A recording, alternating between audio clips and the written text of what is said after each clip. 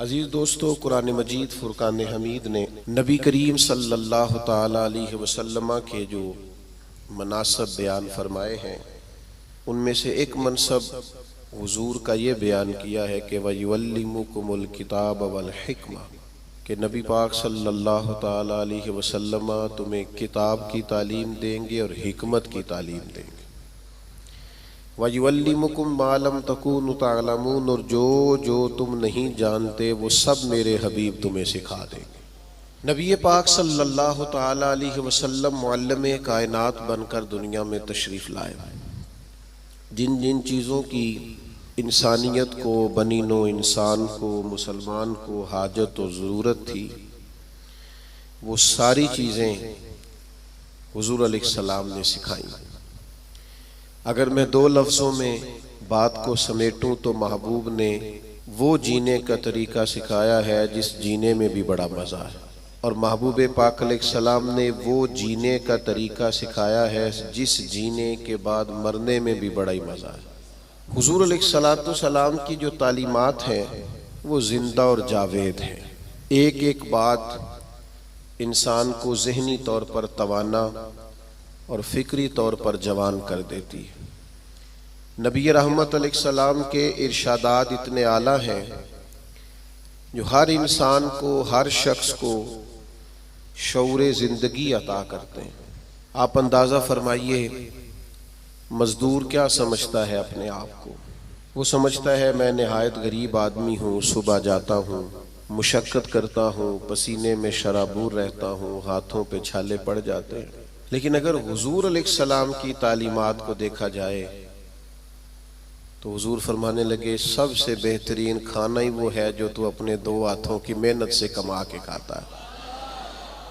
نبی کریم علیہ السلام نے اس کو اتنی عزت دی کہ مزدور کو فخر ہونے لگا کہ میں مزدوری نہیں کر رہا، میں تو بڑا عظیم آدمی ہوں۔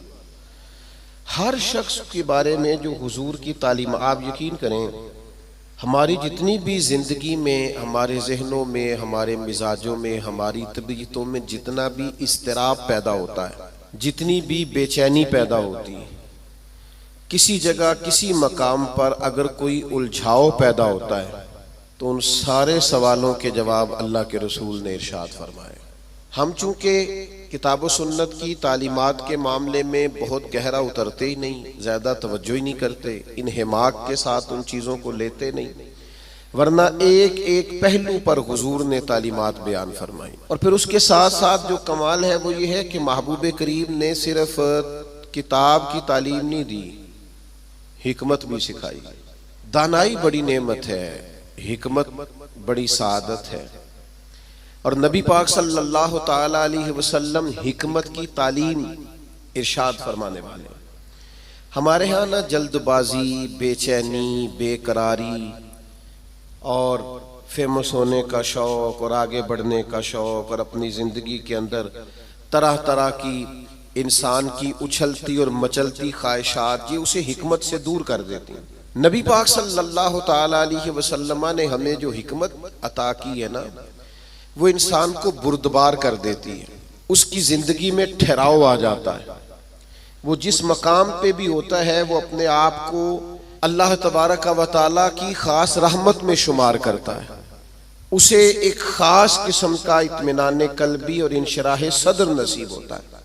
دیکھیں، ایک ہی کام ہے، اسے بے چین ہو کے کر لیا جائے پھر بھی اس نے ہو جانا ہے، بے چین ہو کے کر لیا جائے، پریشان ہو کے کر لیا جائے، الجھ کے کر لیا جائے اور اکتا کے کر لیا جائے تو کام پھر بھی ہو جاتا ہے۔ لیکن وہی کام اگر سکون سے کر لیا جائے، ٹھنڈک سے کر لیا جائے، ذرا مسکرا کے کر لیا جائے، ذرا بردباری سے کر لیا جائے، تو اس کا نتیجہ یہ نکلتا ہے کہ انسان نہ سکون میں رہتا ہے۔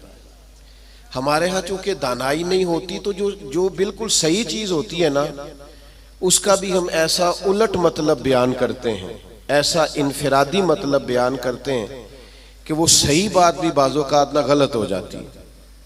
آپ صحیح بات بھی کریں، وہ کچھ لوگ کہتے ہیں جی میں اس لیے کڑوا ہوں کہ میں سچ بولتا ہوں، تو میں نے کہا ایسی بات نہیں ہے، دنیا میں سب سے زیادہ سچ نبی کریم نے بولا ہے۔ پر اتنا میٹھا کر کے بولا ہے کہ دل نہیں روح تک اتر گیا ہے۔ عزیز دوستو، ایک بادشاہ نے نا خواب دیکھ لیا تھا۔ اس نے خواب دیکھا کہ میرے سارے دانت ٹوٹ گئے۔ اس نے ایک تعبیر بتانے والے سے تعبیر پوچھی کہ یہ میرے سارے دانت ٹوٹ گئے، اس کی تعبیر کیا ہے؟ تو وہ تعبیر بتانے والا پریشان ہو کے کہنے لگا، بادشاہ بات بڑی خوفناک ہے، جو خواب آپ کو آیا ہے تعبیر بڑی خطرناک ہے۔ تعبیر یہ ہے کہ آپ کے سارے رشتہ دار، بہن بھائی، بیوی بچے آپ کی زندگی میں فوت ہو جائیں گے۔ بادشاہ کو بڑا غصہ آیا، اس نے سزا دی کہ کیسی خوفناک خبر سنا رہا ہے، سارے چلے جائیں گے تو میں نے جی کے کیا کرنا ہے۔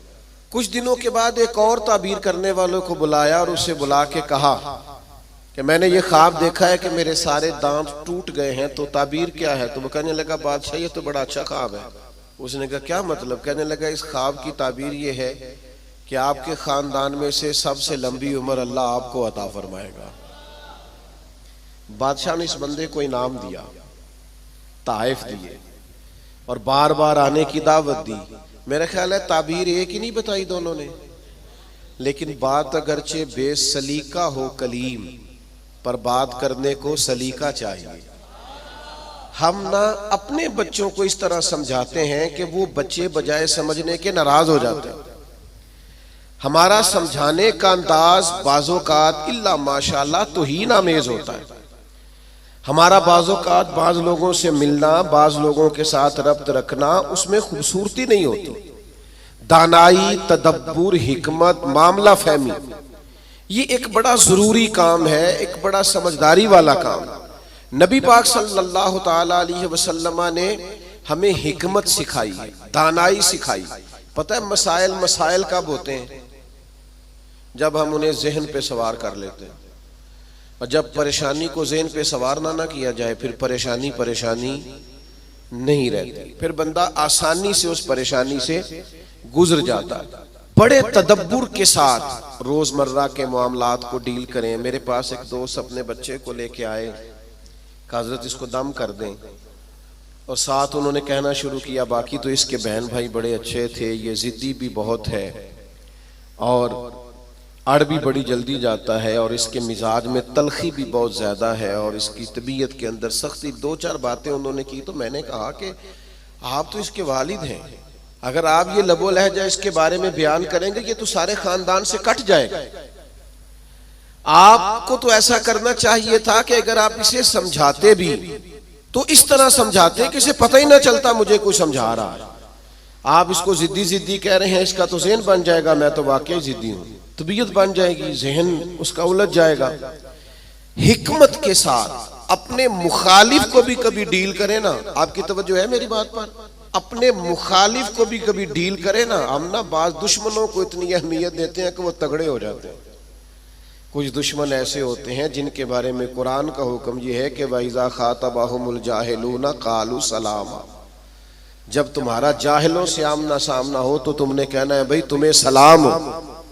ہر آدمی سے الجھیں گے نہیں، ہر ایک سے بحث نہیں کریں گے، ہر ایک کے بارے میں یہ ذہن نہیں بنائیں گے کہ یہ بھی میرا دشمن ہے، یہ بھی میرا مخالف۔ اتنی جلدی اپنے ذہن کے اندر تناؤ نہیں پیدا کریں گے۔ ایک صحابی آئے حضور کی خدمت میں، مشکاۃ شریف میں حدیث موجود ہے۔ عرض کیا یا رسول اللہ صلی اللہ تعالی علیہ وسلم، کفار آپ کا نام بگاڑ کے لینے لگے ہیں، معاذ اللہ ثم معاذ اللہ۔ وہ کہتے ہیں اگر ہم نے محمد مان لیا تو محمد کا معنی تو وہ ہے جس کی تعریف کی جائے بار بار، اب وہ نام بگاڑ کے معاذ اللہ آپ کو برا بھلا کہتے ہیں۔ تو وہ صحابی آئے تھے اور انہوں نے بڑی خوفناک طریقے سے بات سنائی، پر پتہ ہے حضور نے کیا فرمایا؟ فرمایا پتہ نہیں وہ کس کو گالیاں دے رہے ہیں، پتہ نہیں وہ کس کا نام بگاڑ رہے ہیں، مجھے تو اللہ نے محمد بنایا ہے۔ اپنے دشمن کو بھی آپ حکمت سے ڈیل کریں گے، آپ دیکھیں گے کہ آپ کو اس کو اتنا توانا نہیں کر دینا کہ وہ بعد میں زیادہ بڑا مسئلہ بن جائے۔ تو دانائی، تدبر، حکمت، معاملہ فہمی، یعنی ایک شخص نے آ کے حضور کی بارگاہ میں عرض کیا میں اس شرط پہ کلمہ پڑھوں گا کہ میں نمازیں 2 پڑھوں گا۔ یہ صرف حضور کا اختیار ہے کہ نبی پاک کسی کو اجازت دے دیں، ورنہ کسی اور کا اختیار نہیں ہے۔ میں فقط 2 نمازیں پڑھوں گا، اگر آپ اجازت دیتے ہیں تو میں کلمہ پڑھتا ہوں. اللہ کے حبیب نے فرمایا تو آ جا 2 ہی پڑھ لینا. شارحین حدیث نے لکھا ہے اس نے 2 نمازوں کی شرط پہ کلمہ پڑھا تھا، پھر وہ تہجد بھی پڑھا کرتا تھا. ہمارے ہاں نا لوگوں کو موقع ہی نہیں دیا جاتا مسجد آنے کا. یہ کبھی کبھی کچے نمازی آتے ہیں نا رمضان شریف میں، تو پکے نمازی انہیں گھورتے ہیں، کہتے ہیں تسی آ گئے ہو فصلی بٹیرے. اور بھئی ان بچوں کو آ تو لینے دو اور دعا کرو یا اللہ مسجد آ گیا ہے، اب مہربانی فرما اس پہ رحمت کر، اسے پکا نمازی بنا دے. لیکن وہ دانائی، وہ خاص حکمت، وہ معاملہ فہمی، وہ حسن جو نبی پاک علیہ السلام نے ہمیں دیا ہے، ہمیں اس معاملہ فہمی کو سمجھنا چاہیے، ہمیں موقع دینا چاہیے. دیکھیے جب صلح حدیبیہ ہوئی نا تو بعض شرائط ایسی تھی جو بڑی مشکل تھی صحابہ کے لیے ماننا. مثلا ایک شرط یہ تھی صلح حدیبیہ جب حضور نے کفار مکہ کے ساتھ صلح کی تو اس میں ایک شرط یہ تھی کہ اگر کوئی مسلمان مکے سے مدینے آئے گا اپنے آقا کی اجازت کے بغیر تو مدینے میں اسے رکھا نہیں جائے گا، واپس کیا جائے گا. لیکن اگر کوئی مدینے سے مکہ جائے گا تو مکے والے واپس نہیں کریں گے، یعنی ہم بندہ واپس کریں گے، وہ وہاں بندہ رکھ سکتے ہیں، لیکن ہمارا اپنا بھی آئے تو ہم اسے پناہ نہیں دیں گے. اب یہ شرط بڑی عجیب تھی. حضرت عمر رضی اللہ تعالیٰ عنہ پریشان ہو گئے، بخاری شریف میں موجود ہے، اور جا کے عرض کی یا رسول اللہ صلی اللہ تعالیٰ علیہ وسلم آپ بھی سچے ہیں، قرآن بھی سچا ہے، اسلام بھی سچا ہے، پھر ہم دب کے صلح کیوں کریں؟ تو نبی کریم نے فرمایا عمر میں اللہ کا رسول ہوں، میں وہی کہتا ہوں جو میرا رب حکم ارشاد فرماتا ہے. فرماتے ہیں میں جناب صدیق اکبر کے پاس بھی گیا کہ یہ عجیب بات ہے کہ وہ بندہ واپس نہیں کریں گے، ہمیں واپس کرنا پڑے گا، تو یہ ہم دم کے صلح کیوں کریں جب قرآن سچا، اسلام سچا، نبی کریم سچے؟ تو حضرت ابو بکر صدیق کے ایمان پہ قربان جائے، انہوں نے بھی وہی لفظ دہرائے، کہنے لگے عمر وہ اللہ کے رسول ہیں، وہ جو بات بھی کرتے ہیں رب کریم کے حکم سے کرتے ہیں، لہذا انہوں نے جو کر دیا ٹھیک ہے. اب یہ وہ بظاہر شرط تھی جس سے لگ رہا تھا کہ مسلمان دب کے صلح کر رہے ہیں، لیکن آپ کو پتہ ہے سب سے زیادہ فائدہ اسلام کو اس شرط نے دیا. وہ جو مجاہدین اسلام مکہ مکرمہ سے ہجرت کر کے مدینہ طیبہ آتے، انہیں پتہ تھا کہ حضور علیہ السلام ہمیں نہیں رکھیں گے. حضرت ابو البصیر رضی اللہ تعالیٰ عنہ اور اس طرح کے کچھ اور صحابہ یہ جب مدینہ طیبہ آئے اور حضور نے واپس کیا تو انہوں نے ایک تیسرے مقام پہ ڈیرا لگایا. وہاں سارے مجاہدین آہستہ آہستہ اکٹھے ہونے لگے. اس کا نتیجہ یہ نکلا کہ کافر جب بھی وہاں سے گزرتے انہیں تکلیف کا سامنا کرنا پڑتا، تو جس شرط پر وہ بڑے ڈٹے ہوئے تھے نا کہ ہم نے منوا لیا ہے، سب سے پہلے کفار مکہ اکٹھے ہو کے آئے کہ مہربانی کریں اس شرط کو تو ختم کریں، آپ اپنے لوگوں کو بلائے مدینہ منورہ. تو تدبر، دانائی، معاملہ فہمی. ہم نا آہستہ آہستہ بڑے جلد باز ہو گئے ہیں، طبیعتوں میں بے چینی، بے قراری، ایک بات نہ ہماری مانی جائے ہم پریشان ہو جاتے ہیں، ذرا برابر ہماری طبیعت کے مخالف کوئی شخص بات کر دے ہم ڈسٹرب ہو جاتے ہیں.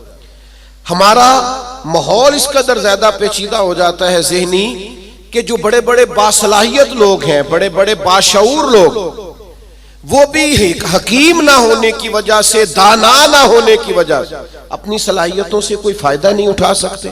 میرے نوجوان دوستوں، میرے بزرگوں، اپنی زندگی میں کمال بردباری پیدا کریں، کمال حوصلہ پیدا کریں، طبیعت کے اندر ٹھہراؤ لائیں. آپ محسوس کریں گے کہ بہت سارے بگڑے ہوئے کام سنورنے لگیں. آپ کتنی بھی جلد بازی کر لیں، جب تک اللہ کا حکم نہیں ہونا کام درست. آپ ڈاکٹر کے پاس دوائی لینے جاتے ہیں، آپ کے مرض کی تشخیص ہونے کے بعد ڈاکٹر صاحب نسخہ لکھتے ہیں، کہتے ہیں یہ ایک پتہ گولیوں کا لے لو، ایک صبح کھانا، ایک دوپہر کھانا، ایک شام کھانا، اور یہ سیرپ لے جاؤ، ایک چمچ صبح استعمال کرنا، ایک شام کرنا. تو اگر کوئی شخص کہے مجھے جلدی ہے ٹھیک ہونے کی، میں نے ساری گولیاں اکٹھی کھانی ہے، وہ کہ مجھ سے انتظار نہیں ہوتا، میں نے سارا سیرپ اکٹھا ہی پینا ہے، ٹھیک ہوگا کہ زیادہ بیمار ہو جائے گا. وہ گولیاں، وہ دوائی ہے شفا کے لیے، لیکن اگر آپ اس دانائی کے طریقے کے مطابق استعمال نہیں نہ کریں گے جو استعمال کرنے کا طریقہ ہے تو اس کا اثر غلط ہونے لگے گا.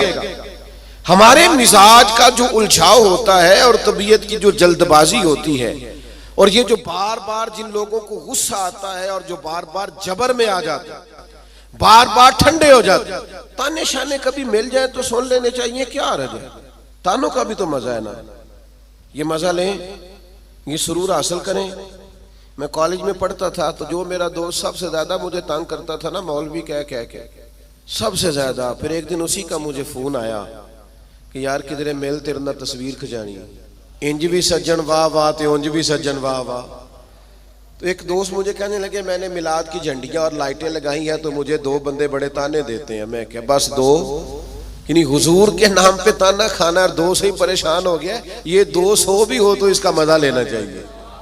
جے کر یار دے نام دا ملے میڑا، انہوں چولی پا لئیے پنجے سٹیے نا، تو جے کر یار دے نام دے ملے سولی، پھر چوٹا چوٹ لئیے پیشانٹیے نا۔ اگر کبھی یہ تانا ملتا ہے تو اس کا مزہ لیں، آپ اس خوبصورتی کو انجوائے کریں، لیکن آپ پریشان ہو گئے ہو فلانے نے 2 باتیں کر دی تو اچھا کیا نہ کر دی، اچھا کیا نہ کر دی، آپ کو سنبھلنے کا موقع ملے گا۔ وہ جی سارے میرا ساتھ چھوڑ گئے تو ٹھیک کیا سب نے، آپ مضبوط ہو جائیں گے جب سارے ساتھ چھوڑ جائیں گے۔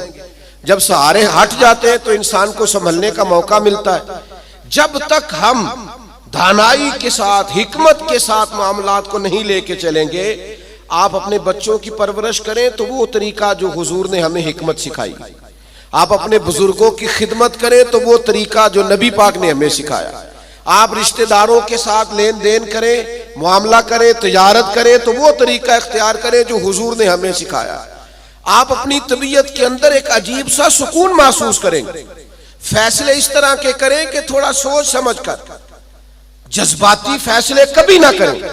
حضور کے اعلان نبوت سے پہلے جب دوبارہ بیت اللہ شریف کی تعمیر کی تھی نا اہل قریش نے، اب چونکہ وہ تھے تو سارے آپس میں، پر ہر قبیلہ ایک دوسرے سے لڑتا بہت تھا، تو ہر بات میں لڑ پڑتے تھے، میں نے آگے جانا ہے، میں نے آگے جانا ہے۔ تو وہ سارے قبیلے شامل تھے۔ اب جب بیت اللہ شریف کی نئی تعمیر ہو گئی تو حجر اسود نصب کرنا تھا، اس پہ جھگڑا ہو گیا۔ ایک قبیلہ کہتا ہے میں نے نصب کرنا ہے، دوسرا کہتا ہے میں نے نصب کرنا ہے، تیسرا کہتا ہے میں نے کرنا ہے۔ اور کچھ تو ایسے تھے جنہوں نے پیالے میں خون ڈال کے بیچ میں ہاتھ رکھ کے قسمیں بھی اٹھا لی کہ اگر ہم نہیں کریں گے تو کرنے بھی نہیں دیں گے، فساد ہوگا۔ پھر طے ہوا کہ جو صبح سب سے پہلے حرم کعبہ میں داخل ہوگا اس سے فیصلہ کرائیں گے۔ کمال کی بات یہ کہ سب سے پہلے حرم کعبہ میں رسول رحمت تشریف لائے، اسیر دشمن کی چاہ میں بھی، مخالفوں کی نگاہ میں بھی، امی ہے، صادق ہے، معتبر ہے، میرا پیمبر عظیم تر ہے۔ انہوں نے کہا یہ تو صادق اور امین آ گئے۔ انہوں نے کہا جی یہ ہمارا فیصلہ کر دیں کہ حجر اسود کس قبیلے نے نصب کرنا ہے۔ تو نبی کریم علیہ السلام نے فرمایا کر دیتے ہیں نا۔ سرکار نے چادر بچھائی، حجر اسود اس میں رکھا، فرمایا سارے قبیلے ایک ایک کونا پکڑ لو۔ وہ سب نے ایک ایک کونا پکڑ لیا۔ جب حجر اسود کے قریب گئے تو محبوب نے وہاں سے اٹھا کے حجر اسود والی جگہ پہ رکھا۔ اب چاروں طرف دیکھا تو سب کو یوں ہی لگ رہا تھا میں اٹھا کے لایا ہوں، میں اٹھا کے لایا، میں اٹھا۔ ہم تو اپنے بچوں کے بیچ لڑائی کرا دیتے ہیں، یہ کہہ کہ اے میرا پتر زیادہ لے کے۔ ہم تو اپنے گھر کے اندر فساد، ناراض نہ آئیے گا مجھ سے، ہم فساد ڈلوا دیتے ہیں۔ یہ بندہ ٹھیک ہے، او خدا کے بندے سارے بیٹے ہیں، ساری اولاد ہی برابر کی، کسی نے پیسے زیادہ کما لیے، کسی نے کم کما لیے، لیکن اپنا گھر نہ تباہ کریں۔ آپ دانائی کے ساتھ، حکمت کے ساتھ، تدبر۔ میں چھٹی کا دن تھا، مدرسے کی سیڑھیاں چڑھ کے اندر داخل ہوا تو بچے آپس میں کھیل رہے تھے اور ہلکی پھلکی شرارتیں بھی کر رہے تھے۔ مجھے بڑا ضروری کام تھا پر میں انہی پیروں پہ واپس آ گیا۔ تو مجھے پوچھنے لگے کہ جناب آپ گئے نہیں؟ میں نے کہا بچے کھیل رہے تھے، اب میری طرف دیکھتے تو ان کا کھیل خراب ہو جاتا۔ تو بھئی اب وہ بیچارے ہفتہ بھر پڑھتے ہیں تو انہیں کچھ کھیلنا بھی تو ہے نا۔ تو آپ تھوڑا موقع دیں۔ ہر معاملے میں، ہر جگہ جذباتیت کا شکار ہو جانا، الجھ جانا، غصہ کرنا، حضور علیہ السلام نے اسے پہلوان کہا ہے جو اپنے آپ پہ کنٹرول رکھے۔ فرمایا وہ پہلوان ہے جسے اپنے غصے پر کنٹرول ہو، اپنے آپ کو سنبھالے سارا کچھ ٹھیک ہو جائے گا، اپنے جذبات کو سنبھالے سارا کچھ ٹھیک ہو جائے گا۔ یعنی آپ بلا وجہ کسی کے بارے میں کہہ رہے ہیں کہ وہ بڑا ہو گیا ہے، وہ مشہور ہو گیا ہے، وہ اب آگے نکل گیا ہے، وہ میری بات نہیں سنتا. ایسا نہیں ہے، کچھ تو مجبوریاں رہی ہوں گی. یوں ہی کوئی بے وفا نہیں ہوتا. آپ تھوڑا سا نا موقع دیں، آپ چیزوں کو سمجھیں اور تھوڑا نا اپنے اوپر توجہ دیں کہ میں نے اپنے آپ کو کنٹرول میں رکھنا ہے، میں نے اپنے آپ کو سمجھانا ہے. بڑے بڑے مہنگے مہنگے ہوٹلوں میں لوگ جاتے ہیں اور دوسروں کو جاتا دیکھ کر پریشان بھی ہوتے ہیں. مجھ سے ایک دوست نے پوچھا آپ نے بڑی جگہ دیکھی، مزہ کہاں آیا؟ میں نے کہا وہ جب اماں نہیں ہانڈی پکاتی تھی اور کہتی تھی کہ کھانا لے کے آیا نہیں جاتا، یہ بیٹھنے کے لیے کوئی چیز لے لے اور یہاں میرے قریب ہی آ جا. اور پھر وہ سالن دیتی دفعہ یہ بھی کہتی تھی اکو باری ملنا ہی دوبارہ نہ منگی. وہ جو لطف ہے وہ دنیا کے کسی 5 سٹار ہوٹل میں میسر آتا. آپ جس حال میں ہیں اس میں راضی رہیں، اپنے کلچر سے، اپنی تہذیب سے، اپنے آپ سے پیار کریں. بھئی جس کو اللہ، وہ جی میرا کوئی رشتہ دار نہیں، جس کو اللہ نے تیرا چاچا بنایا تو کیسے انکار کرتا ہے؟ جس کو اللہ نے تیرا ماموں بنایا تو کیسے انکار کرتا ہے؟ جس خاندان کو اللہ نے تیرا خاندان بنایا، رب نے بنایا، یہ تیری مرضی. اللہ نے جہاں جہاں پیدا کیا. الجھے نہیں، پریشان نہ ہو، اپنے آپ کو تکلیف میں نہ ڈالیں، بڑی سمجھداری کے ساتھ. پتہ ہے آپ کو لوگ جب لوگوں کو پریشان کرتے ہیں تو پریشان کر دیتے ہیں، چڑھا چڑھا کے پاگل کر دیتے ہیں. وہ لکھا ہے شیخ نے کہ ایک تاجر کی دکان بڑی اچھی چلتی تھی تو باقی تاجروں نے سوچا کہ اسے کسی طریقے سے بیوقوف کر دیا جائے، معاذ اللہ استغفر اللہ، سازش کی. وہ صبح صبح جب دکان کھولنے کے لیے آیا تو اس نے سفید امامہ پہنا ہوا تھا اور اس نے نیلے رنگ کا سوٹ پہنا ہوا تھا. تو پہلا تاجر ہی اسے دیکھ کے کہنے لگا ماشاءاللہ سفید لباس پر آپ کا یہ کالے رنگ کا امامہ کتنا پیارا لگ رہا ہے. اس نے کہا پاگل ہو گئے ہو، میرا تو یہ سفید رنگ کا ہے. تیسرا بھی ملا تو اس نے کہا کالے رنگ کا امامہ کیسے لگ رہا ہے؟ اس نے یہاں سے آگے کر کے دیکھا کہ تو وائٹ ہے. پھر اس نے کہا، چوتھے نے کہا، پانچویں نے کہا، تو بندہ ذہنی طور پہ الجھ گیا. اتنا الجھا کہ سارا دن دکانداری نہ ہو سکی، بلکہ بعض نے لکھا کہ اس طرح کے لوگ تو دیوانے ہو جاتے. تب وہ ایک سیانے بندے کے پاس گیا، اس نے کہا کہ جناب میں ذہنی طور پہ پریشان ہوں، گاہکوں سے بھی لڑتا ہوں، آزمائش بڑی ہو گئی ہے، مسئلہ کیا ہے؟ تو انہوں نے کہا اصل میں تو نے مخالفوں کی باتیں توجہ سے سننی شروع کر دی. ہاں مخالفین کی وہ بات توجہ سے سننی چاہیے جو ہماری وہ غلطی بیان کرے، لیکن وہ باتیں جو چڑھانے کے لیے اس سے صرف نظر کیا جائے. اپنے آپ کو آپ کنٹرول میں رکھیں. یہ نبی پاک علیہ السلام کی دی ہوئی ہمارے لیے حکمت ہے. میں دوستوں سے کہا کرتا ہوں میلاد آئے نا تو میلاد میں محو ہو کے میلاد منایا کرو. آپ کے ذوق شوق کا بڑا اثر ہونا ہے دوسروں پر. اب ساری زندگی دلیلیں پوچھتے رہنا ہے میلاد کی، اب عمر گزر گئی، اب تو طے ہے ساری چیزیں، اب تو صرف ذوق کی ضرورت ہے. کون کتنے پیار سے کرتا ہے، کتنے شوق سے کرتا ہے، اس شوق کی حاجت. تو دانائی حکمت جو نبی کریم نے ہمیں عطا کی، اس حکمت کو سمجھیں. بہت زیادہ معاملہ فہمی کے ساتھ چیزوں کو لے کے چلیں. جب نبی پاک علیہ السلام نے مکہ مکرمہ پر حملہ فرمایا، فتح مکہ ہوا، تو حضرت سعد بن عبادہ رضی اللہ تعالیٰ عنہ کے پاس جھنڈا تھا. علم بردار تھے حضرت سعد بن عبادہ، جس کے پاس جھنڈا ہوتا تھا وہ سب سے آگے ہوتا تھا. تو حضرت سعد بن عبادہ سب سے آگے تھے اور قائد تھے. انہوں نے کوئی ایک ایسی بات کر دی جو پالیسی کے خلاف تھی. تو بعض لوگوں نے احتجاج کیا کہ ان سے جھنڈا لے لیا جائے. اب ان کی کوئی ایسی بڑی غلطی بھی نہیں تھی، بلکہ غلطی نہیں تھی سرے سے. جھنڈا ان سے واپس لینا پڑ گیا، لیکن بندے بڑے حساس تھے، دین کے لیے ان کی خدمات بہت زیادہ تھیں. ان کی زندگی کے اندر یہ خوبصورتی تھی کہ ہمیشہ وفادار رہے. وہ ان سے جھنڈا واپس لینا ہے.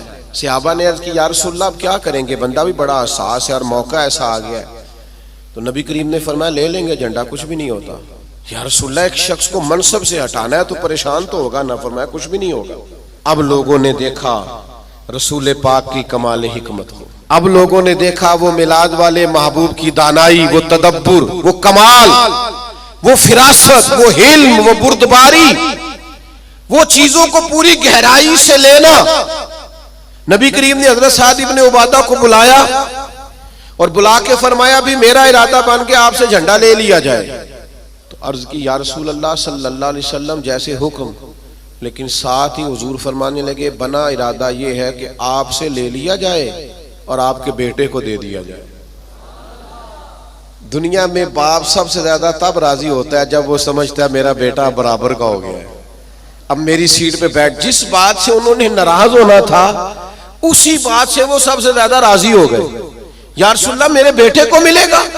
تو میرے عزیز معاملہ فہمی، تدبر، حکمت یہ نبی کریم نے ہمیں سکھائی ہے. آپ اپنے دوستوں کے درمیان، اپنے گھر کے درمیان، اپنے ماحول کے بیچ اس طرح کے دانا ہو جائیں کہ کبھی بھی آپ مایوسی نہ پھیلنے دیں. کوئی کمزور ہو رہا ہے، کوئی الجھ رہا ہے، کوئی غربت سے، بیماری سے، آزمائش سے پریشان ہے، تو آپ اس قدر دانائی کا مظاہرہ کریں کہ لوگوں کو سکون نصیب ہونا شروع ہو جائے. لوگ وہاں سے نکلنا، ہمارے بزرگ فرمایا کرتے کہ اگر تم سے کوئی تلخ بولتا ہے نا تو یہ نہ کہا کرو متکبر بہت ہے، کہا کرو ہو سکتا ہے بیچارہ بڑا پریشان ہو سکتا ہے بیمار ہو سکتا ہے کہیں کمزوری آ گئی. جب تک آپ دانائی کے ساتھ چیزوں کو نہیں لیتے، حکمت کے ساتھ آپ معاملات کو نہیں دیکھتے، اتنی دیر تک چیزیں بہتر نہیں ہو سکتی. آپ اس دانائی کے ساتھ چلیں گے، تدبر کے ساتھ چلیں گے، حکمت کے ساتھ چلیں گے تو آپ محسوس کریں گے آپ دیکھیے نا کون سا ظلم ہے جو مکہ مکرمہ میں صحابہ کرام پر نہیں ہوا. ان کے وجود پر گرم پتھر رکھے گئے، ان کو دروں سے مارا گیا، اور جو غلام تھے ان پر تو سختیاں اور بھی زیادہ تھیں. لیکن آپ کو پتہ ہے یہ نبی پاک علیہ السلام کی حکمت کا کمال ہے کہ حضور نے ایک منٹ کے لیے بھی کسی کو مایوس نہیں ہونے دیا. حضور نے ہر موقع پر ان کے دل کو تسلی دی، راحت دی، انہیں پریشان نہیں ہونے دیا، بلکہ وہ اس تکلیف کو سہتے تھے تو انہیں لطف آتا تھا، اس لیے کہ وہ فضائل جو اللہ کے راستے میں تکلیف برداشت کرنے کے حضور نے بیان کیے تھے وہ اچھی طرح سے انشراح صدر تھے، ان کو جان گئے تھے. ہماری بے چینیاں، ہمارا الجھاؤ، بات بات پہ جھگڑا کرنا، وہ ہمارا مخالف ایک بات کر کے چپ کر جاتا ہے، ہم سارا وقت اسے جواب دینے میں ضائع کر دیتے ہیں. وہ خدا کے بندے اور بڑے بڑے لمبے چوڑے کام ہے کرنے والے، بڑی بڑی ڈیوٹیاں سر انجام دینی ہے، معاشرے میں بڑا انقلاب برپا کرنا ہے. حضرت صدر الشریعہ رحمت اللہ علیہ کا قول مجھے ایک جگہ ملا. وہ جب اپنے شاگردوں کو پڑھانے کے لیے بٹھاتے تھے نا مسند تدریس پر، تو فرماتے تھے بیٹا جب تم گھر سے ناراض آؤ تو کلاس میں پڑھانے کے لیے نہ بیٹھنا، پہلے ذرا اپنا موڈ فریش کر لینا، طبیعت کو تازہ کر لینا، پھر طالب علموں کو پڑھانا. یہ نہ ہو غصہ کسی اور کا ہو اور نکل کسی اور پہ جائے. یہ بزرگوں کی دانائیاں، ان کی معاملہ فہمی، ان کا تدبر، اور پھر یہ حکمت آگے آئی. جب حضرت صدیق اکبر رضی اللہ تعالیٰ عنہ کو نبی پاک کے وصال کے بعد کہا گیا نا کہ آپ یہ لشکر روانہ نہ کریں ابھی مسلمہ کذاب کے خلاف، حالات کو درست ہو لینے دیں، تو یہ حضرت صدیق اکبر کی آپ دانائی دیکھیے. فرمایا جس لشکر کو حضور نے روانہ کیا وہ ہر صورت جائے گا. جب اتنا بڑا لشکر نکلا نا مدینہ منورہ سے حضور کے وصال کے بعد، تو وہ جو آنکھیں کھول رہے تھے نا کہ پتہ نہیں کیا ہو جائے گا، ان کو یہ بھی بات ان پر بڑا اثر اس نے ڈالا کہ اگر اتنے لوگ باہر نکل گئے ہیں تو پتہ نہیں کتنی فوج باقی موجود ہے. وہ ان کو احساس پیدا ہوا آپ کی کمال دانائی، فہم و فراست، اس نے حالات بدل کے رکھ دیے. تو نبی پاک نے ہمیں علم سکھایا، حضور نے ہمیں حکمت سکھائی. نبی پاک صلی اللہ تعالی علیہ وسلم نے زندگی میں ٹھہراؤ لانے کے ہمیں طریقے بتلائے. نبی پاک علیہ السلام نے ہمیں بردبار کیا، لیکن ہم اس قدر زیادہ آزمائش کا شکار ہیں. آپ یقین کریں بعض لوگ بول رہے ہوتے ہیں، سوال کر رہے ہوتے ہیں، غصے کا اظہار کر رہے ہوتے ہیں، تو دل کرتے ہیں ان سے کہا جائے کہ یہ آپ کی شخصیت سے میچ نہیں کر رہا، آپ کی جو اللہ تعالیٰ نے عظمت بنائی ہے اس کے ساتھ یہ چیز میچ نہیں ہو رہی. ہم جب تک معاملہ فہم نہیں ہوتے، جب تک سمجھدار نہیں ہوتے، ہمارے پاس تعلیم ہو، ہنر ہو، ہم کر کچھ نہیں سکیں گے. آپ ذرا چیزوں کو لیں، ذرا تھوڑا سا ان کو موقع دیں. ذرا میں کسی شخص سے آپ کی بحث ہو جائے نا تو اس نے 4 باتیں کی، آپ نے 6 کر دی، پھر وہ 10 کر دے گا، پھر آپ کو 12 کرنی پڑیں گی. آپ جیت سکتے ہیں. اس کا بہترین حل پتہ کیا ہے؟ وہ باتیں کرے، آپ ذرا چپ کر جائیں. وہ 2 کرے گا، 4 کرے گا، 6 کرے گا، آخر میں کہے گا تو مینوں پاگل سمجھنا ہے، تو جواب دے کہ کسی کو پاگل نہیں کیا جا سکتا، چپ رہ کہ دوسرے کو پاگل بھی کیا جا سکتا ہے۔ اللہ معاف فرمائے، معاذ اللہ۔ تو کبھی کبھی اپنی زندگی کے اندر خاموشی بھی بہت بڑا طوفان ہوتی ہے۔ فٹافٹ پر وہ بہت سارے لوگ ہیں وہ کہتے ہیں جی میں اتنے اچھے اچھے کام کرتا ہوں تو دیکھیں لوگ توجہ نہیں کرتے، تو میں کہتا ہوں لوگوں کے لیے کرتے ہو تو پھر لے لو داد، اور اگر اللہ کے لیے کرتے ہو تو پھر اس کا تو پتہ صبح قیامت چلے گا کہ مالک کیا اعزاز دیتا ہے۔ اپنے آپ کو سکون میں لائیں، بردبار بنے۔ کریم محبوب نے بردباری سکھائی، اور علم کا رستہ اختیار کریں، سمجھ کا رستہ اختیار کریں۔ آپ جب تک راہ علم پر نہیں چلتے، ایک ایک بات کو سیکھنا شروع نہیں کرتے، اتنی دیر تک آپ کو آسانی نہیں ملے گی۔ ایک میری آپ سے گزارش ہے بات سمیٹنے سے پہلے، پورا مہینہ میلاد پاک کا درود پڑھ کے گزاریں۔ موبائل رکھے ہوئے نا آپ سب نے ماشاءاللہ، ایک ایک تسبیح بھی ساتھ رکھ لیں۔ یہ جس طرح